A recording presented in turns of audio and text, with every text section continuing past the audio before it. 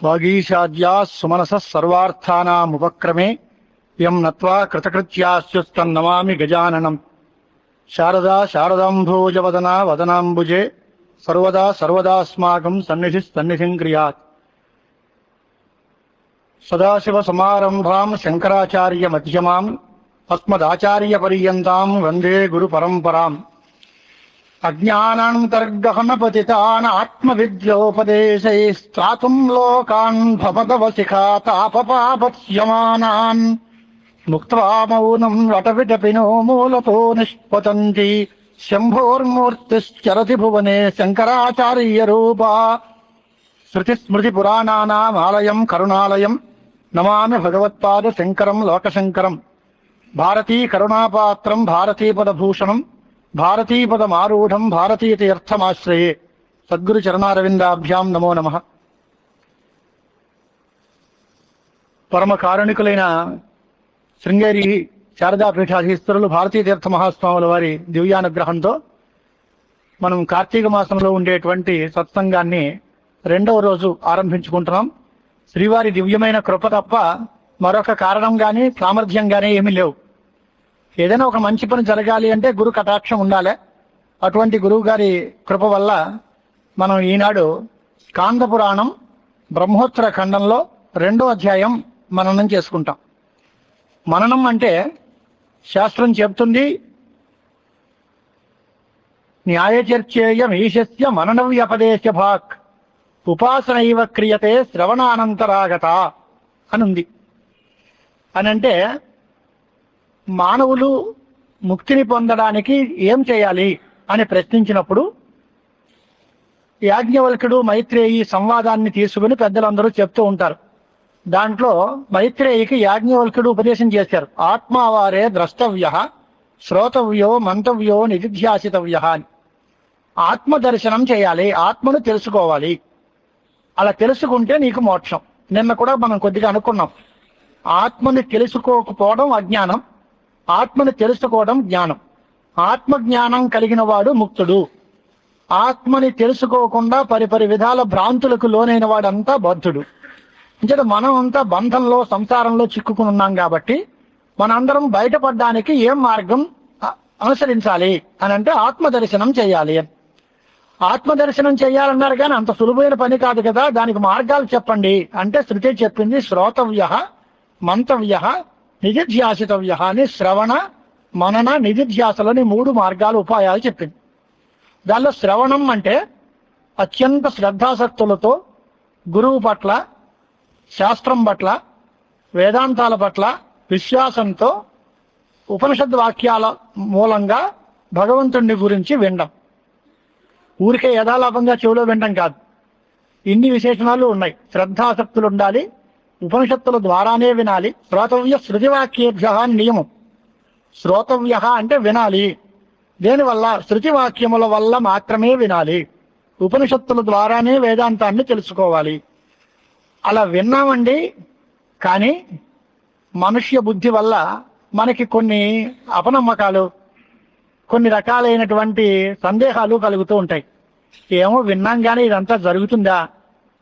కొన్ని వేల సంవత్సరాలు తపస్సు చేసేసారు, తలకిందులుగా తపస్సు చేశారని, పంచాగ్ని మధ్యంలో తపస్సు చేశారని, నిద్రాహారాలు మాని తపస్సు చేశారని రకరకాల మాటలు వింటాం. ఇది జరిగే పనేనా?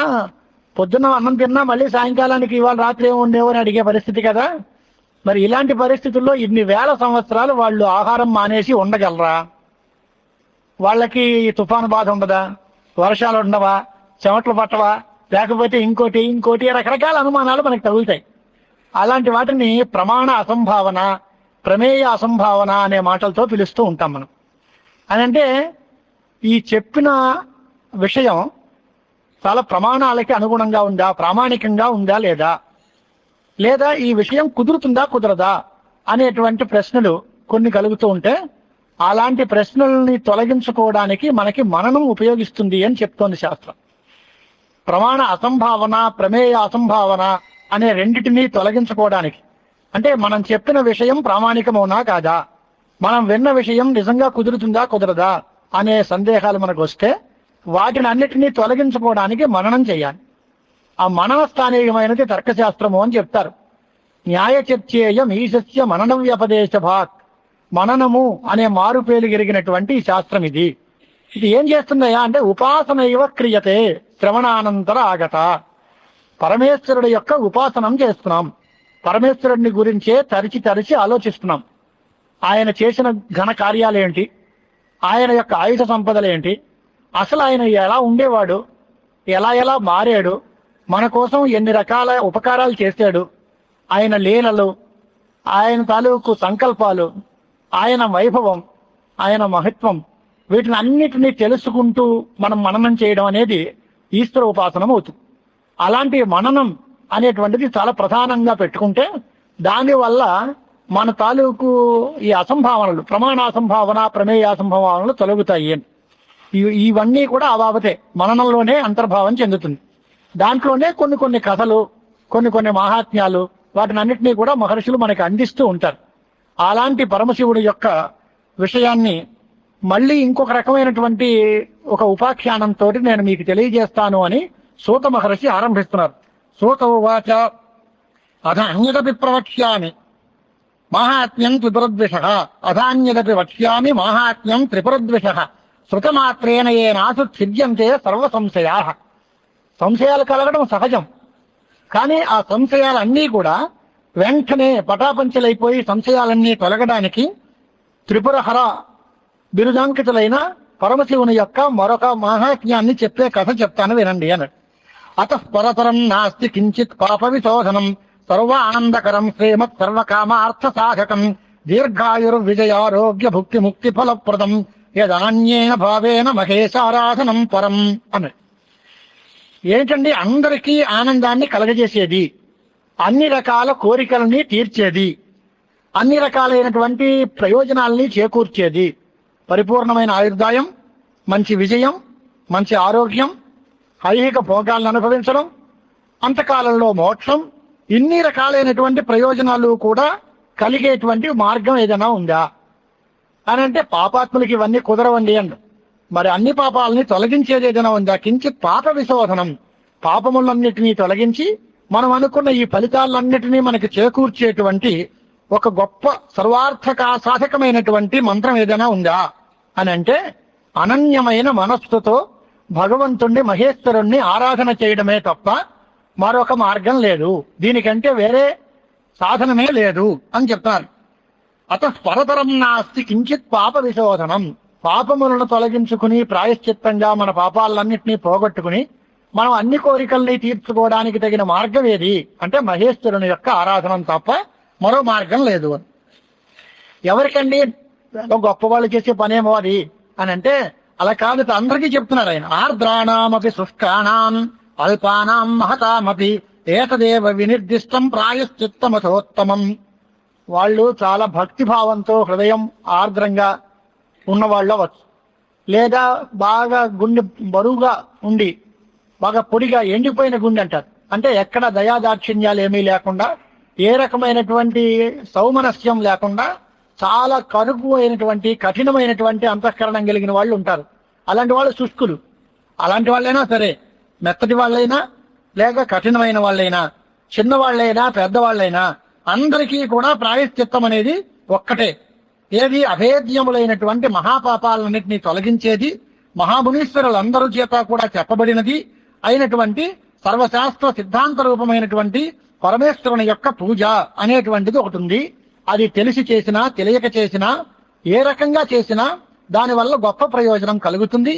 అది పరమేశ్వరుడి కోసం తెలిసి చేసినా సరే ఉపచారం, తెలియక చేసినా సరే అది విముక్తిని, మోక్షాన్ని కలిగిస్తుంది. అందులో కూడా ఎప్పుడు చేసినా మంచిదే. కార్తీక మాసం అని అనుకుంటున్నాం మనం. కార్తీక మాసం విశేషం కార్తీక పురాణం అని ప్రత్యేకంగా ఓ పురాణం ఉంది, ఉపపురాణం. అది చాలా మెట్టకి విష్ణు ప్రీతిగా ఉంది. ఇంకేత శివతత్వం అని అనుకున్నాం కనుక కార్తీక పురాణం తీసుకోలేదు. కానీ కార్తీక పురాణంలో చాలా మెట్టికి మనకి కథలన్నీ మహావిష్ణు ప్రీతి కోసం చేసే పూజలు అనేటువంటి మాటలోనే ఉన్నాయి. దానిలో ఒక అందమైన మాట, మనకు కావాల్సిన మాట ఏమిటి అంటే కార్తీక మాసం పరమేశ్వరుడికి ప్రీతికరమైనది అని చాలా ఇష్టం, మంచిదే. మాసానాం మార్గశీర్షోహం అని ఆయన అన్నాడు కదా, మార్గశిర మాసం నేను అని కదా భగవద్గీతల్లో చెప్పాడు అని ఒక ఆయన అడిగాడు. అవునయ్యా, నేను చెప్పిన తప్పే ఉంది, నేను మార్గశిర మాసం, నాకు ఇష్టమైంది కార్తీక మాసం అన్నాడు. తప్పేంటి అల్లో?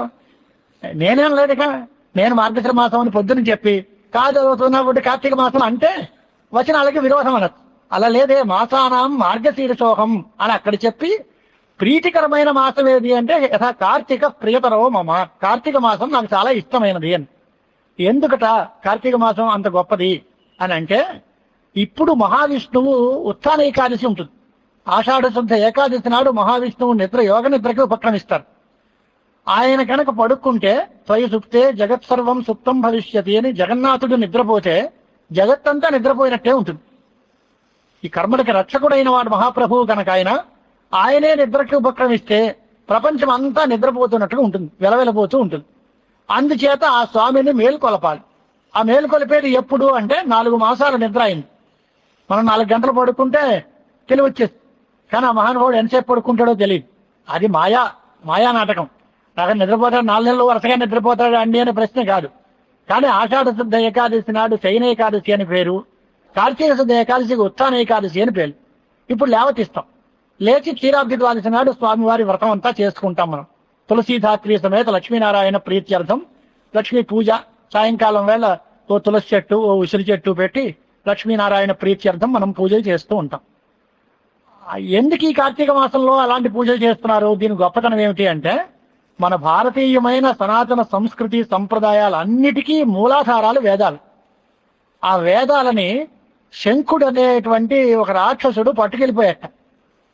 శంఖేన అసురేణ ఆహుతాహ వేదాహ అంటారు. శంఖుడు అనేటువంటి రాక్షసుడు తపస్సు చేసి వేదవాంగ్మయాన్ని అంతటినీ తీసేసుకున్నాడు. ఇవి కూడా పౌరాణిక గాథల్లో చాలా రకాలైన విచిత్రాలు ఉంటాయి.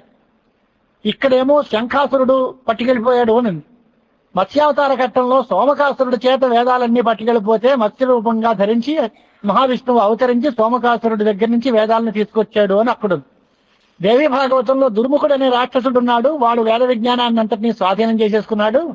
అప్పుడు జగదంబ పార్వతీదేవి గారు, ఆవిడ ఆదిపరాశక్తి అవతారం కనుక ఆ రాక్షసుడిని వధించి ఆ రాక్షసుడి దగ్గర నుంచి వేదవాంగ్మయాన్ని ఉద్ధరించి మనకి భూలోకానికి అందరికీ సుఖాన్ని కలగజేసింది అని పురాణం.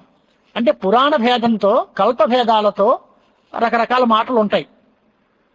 సందర్భాన్ని వచ్చింది కనుక ఒక మాట అనాలి. సృష్టి ప్రక్రియ దగ్గర కూడా ఒకప్పుడు ఆకాశం నుంచి ప్రారంభమై సృష్టి కలిగింది అని రాస్తారు. మరికొన్ని గ్రంథాల్లో తేజస్సు మొదట్లో ఉంది, తేజస్సు దగ్గర నుంచి సృష్టి కలిగింది అని రాస్తారు.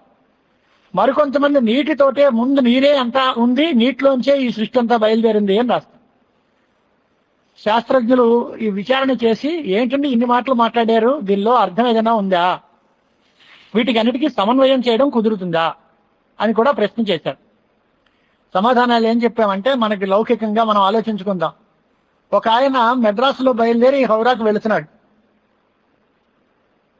వెళుతూ ఉంటే మెడ్రాసులో బయలుదేరాడు, మధ్యలో విజయవాడ స్టేషన్లో ఆగాడు, మళ్ళీ కాసేపు విశాఖపట్నంలో ఆగాడు, భువనేశ్వర్లో ఆగాడు, హౌరా వెళ్ళాడు అంటాం. ఇప్పుడు మీరు ఎక్కడి నుంచి వస్తున్నారండి అన్నాం అనుకోండి, మెడ్రాస్ నుంచి వచ్చాను అంటాడు ఒక ఆయన. ఇంకో ఆడు విజయవాడ నుంచి వచ్చానండి అంటాడు. ఇంకొకడు విశాఖపట్నం నుంచి వచ్చానండి అంటాడు.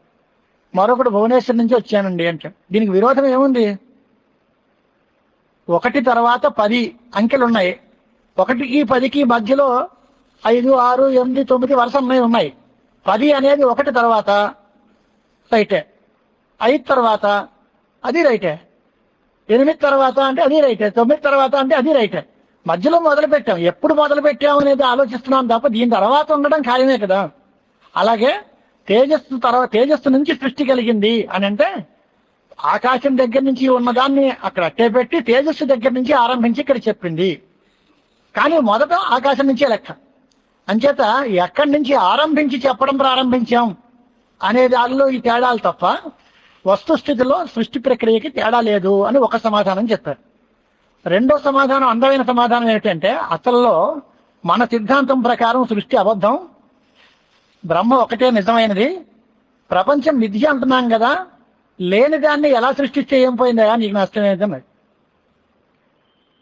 మంచి ఎత్తుకెత్తు కర్పూరం, పచ్చ కర్పూరం వేసి మంచి జీడిపప్పు కదా వేసి చాలా మంచి మంచి లడ్డూలు చేస్తే ఎన్ని తినగలవు, చిన్న ఉండలు బాగుంటాయా పెద్ద ఉండలు బాగుంటాయా అని అడిగాడు అనుకోండి. అడగడమే తప్ప అసలు లేదు సరుకు అక్కడ. మిఠాయి చేయలేదు వాడు, మనం తినలేదు.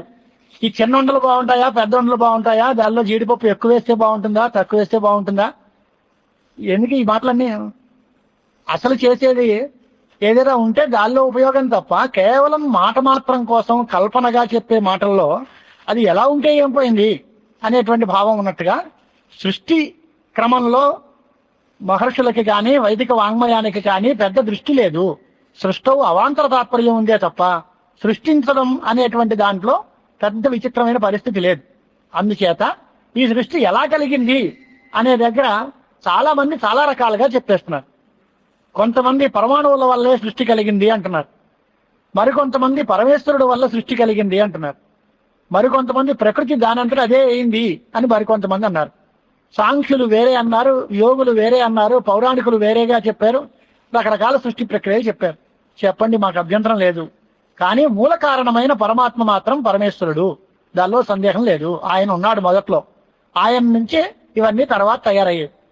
చెప్పినప్పుడు మనకి లలితా రహస్యం అంత ఫేమస్, బాగా ప్రసిద్ధం. దాంట్లో మన మాటలు ఉన్నాయి చూడండి. సృష్టికర్త్రి బ్రహ్మరూప గోత్రి గోవింద రూపిణి సంహారిణి రుద్రరూప తిరోధానకరీశ్వరి సదాశివ అనుగ్రహద పంచకృత్య పరాయణ అని పేర్లున్నాయి. 5 రకాల పేర్లు, 5 రకాల పనులు చేయడం వల్ల పంచకృత్య పరాయణ అని పేరు అమ్మవారికి వచ్చింది అని. అదే ఇక్కడికి కూడా మనం అన్వయించుకుంటే పరమాత్మ శివుడు అనండి, విష్ణువు అనండి, దేవి అనండి, ఎవరైనా సరే వాళ్ళు 5 పనులు చేస్తూనే ఉంటారు. ఆ 5 పనులు చేసి సృష్టించే సమయంలో వారికి బ్రహ్మ అనే పేరు. అది ఎవరు చెప్పినా అంతే. భాగవతం చెప్పి విష్ణుమూర్తి కథలు చెప్పినా సృష్టికర్త బ్రహ్మనే అంటారు తప్ప నేను అండం. రక్షకుడు అంటే విష్ణువునే అంటారు. ఆ దేవీ మహాత్మ్యం చెప్పడానికి ప్రారంభించిన సృష్టికర్త ఎవరు అంటే బ్రహ్మనే అంటారు. రక్షకుడు విష్ణువునే అంటారు. సంహారకుడు రుద్రుడనే అంటారు. ముగ్గురికి తేడా లేదు, ఒకే తత్వం ఈ రూపాలని ధరిస్తోంది. ఈ పేరు పెట్టినప్పుడు, ఈ పని చేసేటప్పుడు వారిని బ్రహ్మ అంటారు. రక్షణ కాలంలో ఆయన్ని విష్ణువు అంటారు, సంహార కాలంలో రుద్రుడు అంటారు అనే పేర్లతోటి మనం వ్యవహారం చేస్తున్నాం. అందుచేత ఇక్కడ కూడా మనం ఏమనుకుంటున్నాము అని అంటే, కాలంలో చాలా విచిత్రమైన కాలం ఉన్నా, కాలం అంతా గొప్పదే అయినా, ఈ కార్తీక మాసంలో ఆ వేదవాంగ్మయాన్ని శంకుడనే రాక్షసుడు పట్టుకుపోయాడు. అతని దగ్గర నుంచి వేదాలని మత్స్య రూపంలో ఉద్ధరించి నేను తీసుకొస్తాను. అతడేమో జలంలో ఉండిపోయాడు, నీళ్లలో ఉండిపోయాడు. కనుక ఈ కార్తీక మాసంలో శంకుడు ద్వారా తీసుకెళ్లబడినటువంటి వేదవాంగ్మయం అంతా జలంలో ఉంటుంది కనుక దాన్ని తీసుకొస్తాను. ఆ జలాల్లో ఎవరైతే స్నానాలు చేస్తారో ఈ కార్తీక స్నానాలు, వాళ్ళకి ఆ వేదవాంగ్మయం తాలూకు అనుగ్రహం అంతా ఉంటుంది. వైదికమైనటువంటి విజ్ఞానం తాలూకు ఆశీర్వచనం చేత వాళ్ళందరూ బాగుపడతారు అనేటువంటి భావన కూడా కార్తీక పురాణంలో కనిపిస్తుంది మనకి. అలాగే సోమకాసుర దగ్గర నుంచి వేదోద్ధారం చేయడం. మొత్తం మీద అన్ని కథలకి తాత్పర్యం ఎక్కడ అని అంటే, వేద విజ్ఞానం రక్షింపబడితే జగత్తుకి సుఖశాంతులు ఉంటాయి. వేద విజ్ఞానం దూరం అయిపోతే, వైదికమైన సంస్కృతి నశిస్తే ఈ జగత్తుకి చాలా కష్టాలు దాపురించే కాలమే వస్తుంది తప్ప సుఖ సంతోషాలు ఉండవు. మనం ఇవాళ ఐహికమైన భోగాలు, చాలా అభివృద్ధి, సైంటిఫిక్ డెవలప్మెంట్, టెక్నాలజికల్ డెవలప్మెంట్ అనే పేరుతో రకరకాలుగా సాంకేతికంగా పురోగతి సాధించాం, శాస్త్రీయంగా అభివృద్ధిని సాధించాం అని అనుకుంటున్నాం మనం. నిజమే, అవన్నీ కావలసిన మాట కాదనం. కానీ అంతటితో మానవ జీవితం పరమార్థం కాదు, పూర్తవదు. మానవులకి ఐహికమైన భోగాలను అనుభవించే సమయంలోనే ఆముష్మికంగా దానికోసం ప్రయత్నం చేయాల్సిన అవసరం కూడా ఉందట. ఉదాహరణకి వ్యవసాయదారు అయిన రైతు వర్షాకాలం వస్తుంది, అప్పుడు నేను వ్యవసాయం చేసుకోలేను అనే ఉద్దేశంతో దానికోసం ముందుగా కొంత ప్రయత్నం చేసుకుని కొన్ని ఏర్పాట్లు చేసుకుని అట్టే పెట్టుకుంటాడు. అలాగే మనిషి వార్ధకం వస్తుంది, ఆనాడు రిటైర్మెంట్ ప్లాన్ లో మళ్ళీ ఇన్సూరెన్స్ లో ఏవో చేసుకోవాల్సిన పరిస్థితి వస్తుంది. కాబట్టి ఆపత్కాలం ఆపదర్థం ధనం రక్షేత్. ఆపత్కాలం వచ్చి అప్పుడు వాడుకోవడానికి ముందు కాస్త ధనాన్ని రక్షించుకోవాలి. అలాగే తెలివైన మనిషి ఈ జీవితంతో పాటు మళ్ళీ జన్మ వస్తుంది, ఆ జన్మలో మేము కాస్త సుఖంగా ఉండాలి అనే దానికోసం కూడా కొంత ప్రయత్నం చేయాలి. ఆ చేయాలి అంటే పాపాలని మూట కట్టుకుంటే మళ్ళీ జన్మలో సుఖం అనేది రానే రాదు, మంచి జన్మే రాదు. కాబట్టి పాప పరిహారం చేయాలి. పాప పరిహారానికి ప్రాయశ్చిత్తాలు ఉన్నాయి. ప్రాయశ్చిత్తం అనే మాటకు కూడా అర్థం అదే. ప్రాయ పాపం విజానీయాత్ చిత్తం తస్య విశోధనం. ప్రాయశ్చిత్తము అంటే ప్రాయ అనే దానికి పాపం అర్థం, చిత్తం అంటే దాన్ని తొలగించుకున్నవట అని అర్థం. పాపములను తొలగించుకునుట. మన సంప్రదాయం ఎంత గొప్పదో చూడండి. ఏ రకమైన మతం వాళ్ళైనా అవ్వచ్చు, వాళ్ళు వైష్ణవులు కావచ్చు, శైవులు కావచ్చు, గాణపతులు కావచ్చు, లేదా అద్వైతులు కావచ్చు, స్మార్తులు కావచ్చు, ఎవరైనా సరే సంకల్పం చేస్తే ఏం చేస్తారు? మమ ఉపాస్త దురిత క్షయ ద్వారా పరమేశ్వర ప్రీత్యర్థం అని అంటారు. అంటే నేను పాపాలు చేస్తాను, నా పాపాలు నా దగ్గరే ఉంటాయి, భగవంతా నువ్వు నన్ను రక్షించు అంటే మన మొర ఆయన ఆలకించడు. నా పాపాలని నేను తొలగించుకుంటాను స్వామి, పాపాలు తొలగిన తర్వాత నీ అనుగ్రహం నాకు కావాలి. అంతే తప్ప నా పాపాలు నా దగ్గరే ఉన్నంత కాలం నీ అనుగ్రహం నాకు రాదు, నువ్వు నా వైపు కన్నెత్తి చూడవని నాకు తెలుసు, అంచేత నా పాపాలను తొలగించుకుంటాను అనే మనం సంకల్పం చేస్తాం. అది అలాంటి అన్ని పాపాలు పోగొట్టుకోవడానికి గల గొప్ప మార్గం ఏది అని అడిగారు వాళ్ళందరూ, ఋషులందరూ. సూతుల వారు చెబుతున్నారు, అన్ని పాపాలని తొలగించేటువంటి ఏకైకమైన పరమాయుధం శివారాధనం అని. అది కూడా ఎప్పుడండి? నాకు తోచినప్పుడు చేస్తాను, ఖాళీ ఉన్నప్పుడు చేస్తాను అని అంటే, మనందరికీ తెలిసిన జన్మానికో శివరాత్రి అని మనం అందరం అంటూనే ఉంటాం. దాంతో ఆరంభిస్తున్నారు ఆయన కూడా. అతీవ దుర్లభం మన్యే మాఘే కృష్ణ చతుర్దశ్యాం ఉపవాసో అతి దుర్లభ తత్రాపి దుర్లభం మన్యే రాత్రౌ జాగరణం నృణాం అతీవ దుర్లభం మన్యే శివలింగస్య దర్శనం సుదుర్లభతరం మన్యే పూజనం పరమేశుతు భవకోటి శతోత్పన్న పుణ్యరాశి విపాకత లభ్యతే వా పునస్తత్ర బిల్వపత్రార్చనం విభోహ. 5 అంశాలు చెబుతున్నారు. మాఘమాసం, కృష్ణపక్షం, చతుర్దశి నాడు తిథి అంటే మహాశివరాత్రి. అది అసలు చాలా కష్టం. ఆ రోజుల్లో మనం ఏ ప్రయాణాల్లో ఉండో, లేకపోతే రోగం మీద బెడ్ మీద పడుకోవడమో ఇలాగ ఉంటాం తప్ప స్వస్థచిత్తులమై ఆరోగ్యంతో మంచి చెప్పు చేతల్లో శరీరం ఉండి ఆ మహాశివరాత్రి నాడు మనం కాస్త శివారాధన చేయడానికి అనుకూలమైన వాతావరణం దొరకడం చాలా దుర్లభం అన్నది. అప్పుడు ఆ శివరాత్రి నాడు తెల్లారి లేచిన దగ్గర నుంచి నీరసం, సెలైన్ ఎక్కించాలా లేకపోతే ఏదైనా టిఫిన్ తినాలా అనే పరిస్థితి ఉంటుంది. కానీ అప్పుడు ఉపవాసం చేసే అవకాశం ఉండడం మరీ కష్టం. మాఘే కృష్ణ చతుర్దశ్యాం ఉపవాస అతి దుర్లభ. శివరాత్రి నాడు ఉపవాసం చేసే అవకాశం దక్కడం చాలా కష్టం. అందులో ఆ ఉపవాసం చేసిన తర్వాత రాత్రి వేళ జాగరణం చేయడం ఇంకా గొప్ప పుణ్యం. అంతలో ఆ రాత్రి వేళ ఉపవాసము జాగరణము చేసి లింగోద్భవ కాలంలో శివలింగం చూసి శివలింగాన్ని దర్శనం చేయడం అది సుదుర్లభమైన విషయం. దానికి పూజించడం ఇంకా పరమేశ్వర అనుగ్రహం ఉంటే గాని జరిగే పని కాదు. అదంతా అయిన తర్వాత 1,000,000 జన్మలలో చేసిన మహాపుణ్యం ఉంటే ఆ రోజున ఓ బిల్వపత్రాన్ని ఆ లింగం మీద వేసేటువంటి అవకాశం వస్తుందట మనకి. లభ్యతేవా పునస్తత్ర బిల్వపత్రార్చనం విభోహన. అది కూడా వస్తుంది అని నేను చెప్పలేదు, ఆయన వస్తుందా అని ప్రశ్నించి క్వశ్చన్ మార్క్ లా వదిలిపెట్టాడు.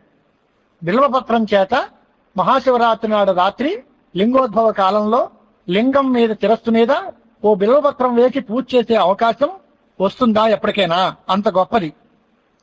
దానికి యొక్క గొప్పతనం ఏమిటి అంటే, వర్షాణం అయుతం ఏన స్నాతం గంగాసరిజ్జలే సకృత్ బిల్వార్చనైనైవ తత్ఫలం లభతే నరహ. అంటే గంగా స్నానం చాలా గొప్పది అంటాం మనం. గంగలో 10,000 సంవత్సరాలు చక్కగా స్నానం చేసి చాలా పరమ పవిత్రులై ఉంటాడు ఒకడు. 10,000 సంవత్సరాలు గంగానది స్నానం చేస్తే ఎంత ఫలితం ఉందో ఒక్కసారి ఓ బిల్వదళం శివుడి లింగం మీద పెడితే అంత ఫలితం ఉంది. యాని యానితు పుణ్యాని లీనానీహ యుగే యుగే మాఘే అసిత చతుర్దశ్యాం తాని తిష్టంతి కృత్స్నసః. ఎన్నెన్ని పుణ్యాలు ఎన్నెన్ని పర్వాల్లో ఉన్నాయో ఆ పర్వాలన్నిటిలోనూ యుగ యుగాల్లో అనేక పర్వాల్లో మనం చేసినటువంటి అనేక రకాల పూజల ఫలితాలు అన్నీ ఈ శివరాత్రి నాడు మనం చేసే పూజలో ఉంటాయి. కనుకే బ్రహ్మాది దేవతలు, వశిష్ఠాది మునులు వారందరూ కూడా ఈ శివరాత్రిని అంత గొప్పగా వర్ణిస్తున్నారు. తప్పనిసరిగా ఈ రోజు ఉపవాసం చేయాలి. ఆ ఉపవాసం కొన్ని 100 క్రతువులు చేయడం కంటే కూడా ఎక్కువ పుణ్యాన్ని ఇస్తుంది. అత్ర ఉపవాస కేనాపి క్రతు శతాధిక. క్రతుశతం అంటే 100 క్రతువులు. వాటన్నిటికంటే కూడా గొప్పది ఏంటి అంటే శివరాత్రి నాడు ఉపవాసం. అంటే కొన్ని 1,000,000 కల్పాలు తపస్సు చేస్తే ఎంత ఫలమో అంతకంటే ఎక్కువ ఫలం రాత్రి వేళ జాగరణం. అంటే శివరాత్రి నాడు ఉపవాసము జాగరణము చాలా చెయ్యాలి. ఏకేన బిల్వపత్రేణ శివలింగార్చనం కృతం త్రైలోక్యే తస్య పుణ్యస్య కోవాసా దృశ్యమిచ్చతి. ఆనాడు రాత్రి శివరాత్రి నాడు జాగరణము ఉపవాసము చేసి శివలింగం మీద బిల్వపత్రంతో పూజ చేసిన వాడి యొక్క పుణ్యాన్ని కొలిచి చెప్పడం ఎవడి వల్ల సాధ్యపడుతుంది, ఎవరికి చేత కాదు అని. ఇంత చెప్పారు, దీనికి ఏదైనా ఎవరైనా చేశారా పోనీ అలాంటి వాళ్ళు, అలాంటి ఫలితం ఎవరైనా పొందారా అని అంటే ఒక చిన్న కథ చెప్తాం వినండి అంటాడు.